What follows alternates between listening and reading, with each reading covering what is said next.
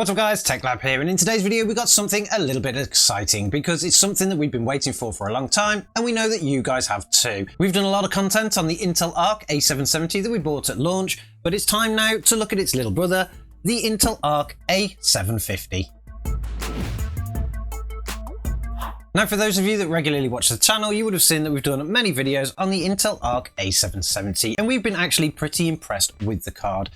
It did have its ups and downs at launch because of the drivers, and to be honest, it's actually been quite fun going through the different driver iterations that Intel have been dropping, because the card has actually been quite a good one. The card was so good, in fact, that we actually installed it into our studio, gaming and streaming rig, and because we're going to start streaming again soon, you're going to actually see how well it actually performs in probably a lot of older games, because that's generally what we play. But today's video is obviously on the Intel Arc A750. Now, this is the smaller sibling of the A77, and as you can see from the boxes, they're pretty much identical. These models are the Intel Arc limited edition models, which means that they're kind of like the equivalent to Nvidia's Founders and Reference, and we kind of prefer these models because we think they actually look absolutely stunning. As you can see from the boxes, they are pretty much identical apart from the branding at the front, which has A750 and A770.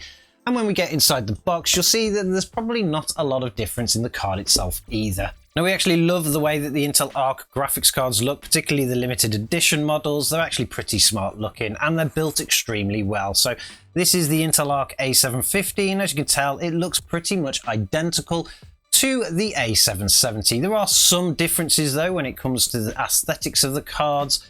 The A770 obviously has its RGB lighting inside its fans and also the ring system around. Unfortunately, the A750 doesn't have the same. There is no lighting inside the fans, and the little line that goes around the side and also on the back is actually in a reflective chrome. But they did include some lighting on this because the actual Intel Arc logo there actually still lights up. It is in a white colour and it looks fantastic in a case. On the back of the card, we've got this gorgeous backplate which actually wraps around the sides just like the A770, and we've also got the limited edition logo in the back there. So aesthetically, they pretty much look exactly the same. They both have an 8 and a 6 pin connection for power, and they also have the same connections on the back. We've got 3 DP and a HDMI with a black PCI Express mounting bracket, which actually looks pretty cool in a case. I'm not sure why other manufacturers don't do that, but Intel obviously have the limited edition cards and it looks fantastic. Aside from their aesthetical differences, there are some differences under the covers, even though they do use pretty much the same technology inside. While the Intel Arc A770 has 32 Xe cores, 32 ray tracing units, and 512 XMX engines, the A750 is a slightly cut down version, having 28 Xe cores, 28 ray tracing units, and 448 XMX engines. They also have slightly different clock speeds, with the A770 coming in at 2100 MHz and the A750 coming in with 2050 MHz. The biggest technical differences in these cards though is obviously the VRAM that they include. The A770 comes with 16 GB of VRAM, which at the moment, with all the discussions around how much VRAM games actually need, is pretty smart.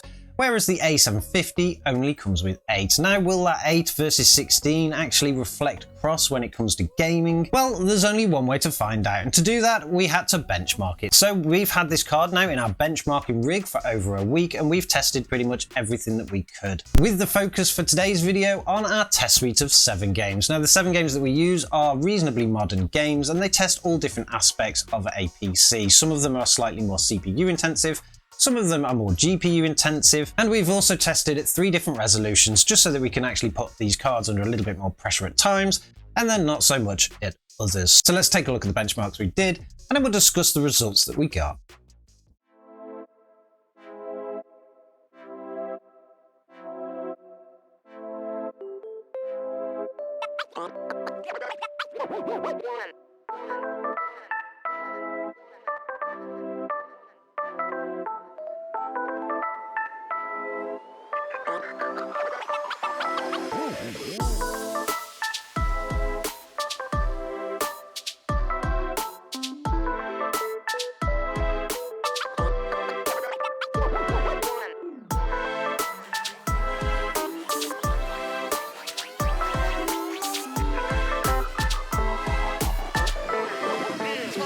Let's go.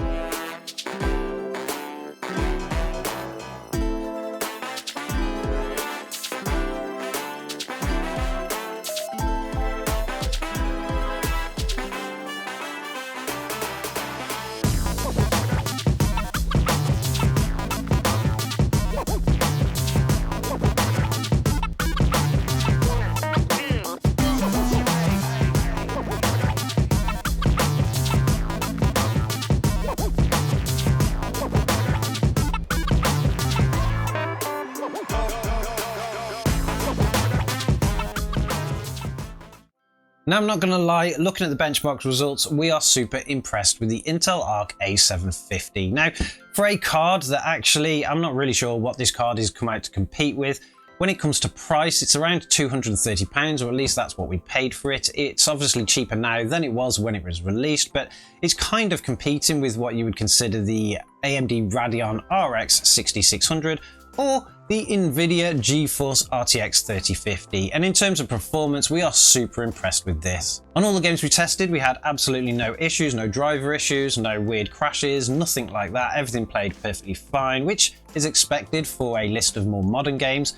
I'm sure at some point we will do some older game testing just like we did with the A770, so make sure you subscribe if you want to see that, but overall we were pretty impressed. The card actually performed extremely well in 1080p, getting super high frame rates on all of those games, but again, just like its bigger brother, the A770, we found that it was much more stable when running at 1440p. Looking at the results that we got, we could see that in 1440p, pretty much all of the games that we played managed to get over an average of 60 frames per second. The only one outliner with that was Cyberpunk 2077, and because all these games were actually running in a high preset, we were super impressed with what we got. You could actually uplift Cyberpunk 2077 to get over 60 frames per second if you just tweak the settings a little bit, but we'd felt that we didn't quite need to because at least at 55 frames per second, the game was more than playable. And the 1% lows across all the games were pretty good too. To be honest, if you looked at the 1% lows on all of the games as the benchmarks were running, you could see that this card struggled more at 1080p. And a lot of that was because it was shifting the resources over to the CPU and not the card itself. When you did raise that resolution up to 1440p or even 4K, the 1% lows started to smooth out because the resources were actually starting to be pushed to the graphics card itself, and this graphics card managed to handle it extremely well. In some of the titles that we'd looked at, in particular Spider-Man Remastered and Doom Eternal, we actually managed to get a pretty decent performance when it came to 4K gaming. Doom Eternal, we managed to see a return of 70 frames per second on average when in 4K, which was fantastic, and Spider-Man Remastered, 58 frames per second on average, which again is more than playable. Now, as impressive as this card was, we did run into a couple of issues on some of the games that were not part of our test suite. In particular, we wanted to try some of the more later VRAM demanding games, and we did kind of see a little bit of a performance hit. When running The Last of Us Part 1, even on the latest updates, the card struggled a little bit in pretty much all the resolutions. We could get it to a reasonable playable state, but it wasn't fantastic, so you'd probably want to avoid that. We do know that the A770, because of its 16GB of VRAM, actually performs much better, so if you're going to actually aim for those kind of games, and if you want something a little bit more future-proof, you probably want to go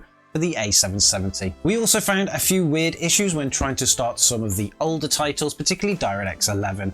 Now, there was a couple of games that we tried on the A750. We weren't really benchmarking them, we just wanted to make sure they could start, that wouldn't even open. If you looked at games such as Call of Duty Ghosts, which is a pretty reasonably old game now, so it should, in terms of performance-wise, get absolutely smashed by this card, but we couldn't even get it to start. It kept raising errors with the DirectX versions that we were using. It said that the Intel Arc was not a DirectX 11 card, which really confused us a little bit because when we actually tried it on our studio gaming rig with the A770 using the exact same drivers, it worked perfectly fine. So for some reason, the game just couldn't detect the A750 as being a DX11 card. That is going to limit the amount of games that you can play, particularly when you're shopping at this kind of level, because for the price of this card, you're probably not going to be wanting or at least expecting to play the latest and greatest in really super high resolutions. You're probably going to want to be able to play your back catalogue as well. So just like the A770, I wouldn't really recommend anyone going out and getting these if they're people that want to just drop it in and play any game.